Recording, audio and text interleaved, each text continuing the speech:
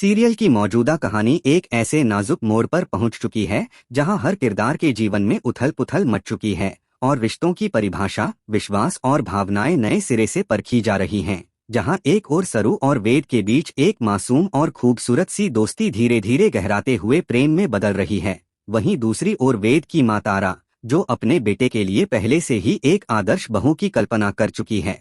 उस रिश्ते को स्वीकार करने से साफ इनकार कर देती है। तारा की सोच परंपराओं और अपने सपनों में बसी एक परफेक्ट बहू की छवि में इतनी बंधी हुई है कि वह सरू जैसी साधारण लेकिन सच्ची और साफ दिल वाली लड़की को कभी भी उस स्थान के योग्य नहीं समझती जो उसने अपने मन में वेद की पत्नी के लिए तय कर रखा है। इसलिए तारा जब सरू को सीधी चेतावनी देती है कि वह वेद से अपनी दूरी बनाए रखे क्योंकि वह इस घर की बहू नहीं बन सकती, तो यह बात सरू के दिल को तोड़कर रख देती है। वो लड़की जो खुद को वेद के करीब महसूस करने लगी थी, जिसे वेद की बातों, हाव भाव, साथ और मुस्कान में अपने लिए अपनापन नजर आने लगा था, अचानक से उस पर किसी की सोच की ऐसी दीवार खड़ी कर दी जाती है जिसमें उसकी भावनाओं, उसके जज्बातों और उसकी चाहतों को कोई महत्व नहीं दिया जाता। यह ठेस इतनी गहरी होती है कि सरू चुपचाप वहां से चली जाती है, बिना कुछ कहे, बिना विरोध किए, बिना कोई सवाल उठाए, और खुद को इस रिश्ते से अलग करने का फैसला कर लेती है ताकि वेद की जिंदगी में कोई बिखराव न आए। लेकिन इस दर्द को वह किसी से बांट नहीं सकती क्योंकि वह जानती है कि वेद की मां की मर्जी के बिना कुछ भी संभव नहीं। उधर वेद, जो इस पूरी बातचीत से अनजान है, डिनर की तैयारी में जुटा है और उसने सरू को अपने घर आमंत्रित भी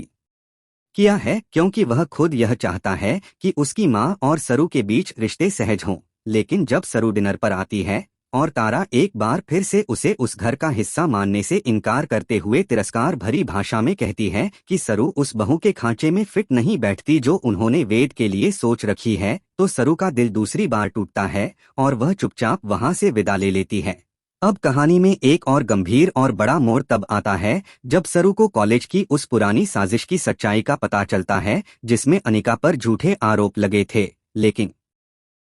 अब साफ हो जाता है कि असल में अनिका ने नहीं बल्कि उसकी मां ने वह सब करवाया था। यह बात जब सरू दादी को बताती है तो दादी गुस्से से भर उठती हैं और कहती हैं कि वह अब सीधे जाकर उस महिला से बात करेंगी, लेकिन सरू उन्हें रोकती है और कहती है कि शायद अभी यह कदम उठाना जल्दबाजी होगी क्योंकि ये अभी तक तय नहीं है कि अनिका सच में सुधर गई है या यह सिर्फ एक चाल है, क्योंकि इंसान एक दिन में नहीं बदलता। यह बात दादी को सोच में डाल देती है और ठीक उसी समय टीवी पर सरोजा की एक झलक देखकर दादी भावुक हो उठती हैं और उन्हें अपनी पुरानी यादें और अपनी खोई हुई पोती की कमी महसूस होती है। तब वह निश्चय करती हैं कि वह अब अपनी पोती को फिर से अपने पास लाकर रहेंगी, चाहे इसके लिए उन्हें कितना भी संघर्ष क्यों न करना पड़े। इस भावुक मोड़ के साथ साथ कहानी में एक साजिश की परत भी खुलती है जिसमें कामिनी नाम की महिला, जो लंबे समय से किसी निजी दुश्मनी या लालच के चलते सरू के खिलाफ षड्यंत्र रच रही है,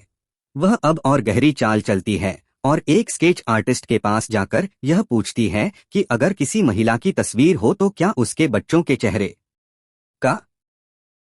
स्केच बन सकता है। आर्टिस्ट थोड़ी देर सोचकर जवाब देता है कि 2 दिन का समय लगेगा, लेकिन यह मुमकिन है। और यह सुनकर कामिनी के चेहरे पर एक शातिर मुस्कान फैल जाती है क्योंकि वह जानती है कि अब वह लड़की उसके हाथ से बच नहीं पाएगी। इसी दौरान वेद और सरू के बीच एक प्यारा सा लेकिन मजेदार पल आता है जब दोनों पोस्टर लगा रहे होते हैं और गलती से उनके हाथ गोंद से चिपक जाते हैं। इस स्थिति में वे एक दूसरे के और करीब आ जाते हैं और तभी फुल्ला मजाक में कहती है कि अब तो इन दोनों को जिंदगी भर ऐसे ही चिपका देना चाहिए। वेद यह सुनकर थोड़ा शर्मा जाता है, लेकिन उसके चेहरे पर जो सच्चाई झलकती है वह यह साफ बता देती है कि उसके दिल में सरू के लिए भावनाएं कितनी गहरी हैं। इस छोटी सी घटना के बाद वेद जब सरू को डिनर के लिए बुलाता है और तारा के कहने पर ही उसे बुलाया गया होता है, तब भी तारा अपनी पुरानी सोच को नहीं बदलती और साफ कह देती है कि वह सरू को इस घर की बहू नहीं मानती, जिससे सरू फिर से टूट जाती है और इस बार बिना कुछ बोले हमेशा के लिए उस रिश्ते को छोड़ देने का मन बना लेती है। लेकिन अब असली सवाल यह उठता है कि क्या वेद यह सब जानने के बाद अपनी मां से टकराएगा? क्या वह अपने दिल की सुनते हुए सरू का साथ देगा? क्या वह तारा को समझा पाएगा कि बहू बनने के लिए केवल परिवार की मंजूरी नहीं बल्कि प्यार और सच्चाई की जरूरत होती है? क्या दादी, जो सरू के समर्थन में खड़ी हैं, इस रिश्ते को बचाने के लिए कोई पहल करेंगी? और क्या कामिनी का प्लान सरू को किसी खतरे में डाल देगा?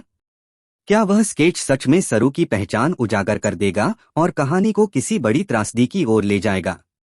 ये सारे सवाल अब दर्शकों के ज़हन में घूम रहे हैं और आने वाले एपिसोड्स में इन सभी का जवाब मिलेगा। लेकिन इतना तय है कि अब कहानी केवल एक प्रेम कथा नहीं, बल्कि संघर्ष, साजिश, परिवार की जटिलता, सामाजिक सोच और भावनात्मक बलिदानों की परतों में लिपटी एक गहरी दास्तान बन चुकी है, जिसे हर दर्शक अब अपनी धड़कनों के साथ महसूस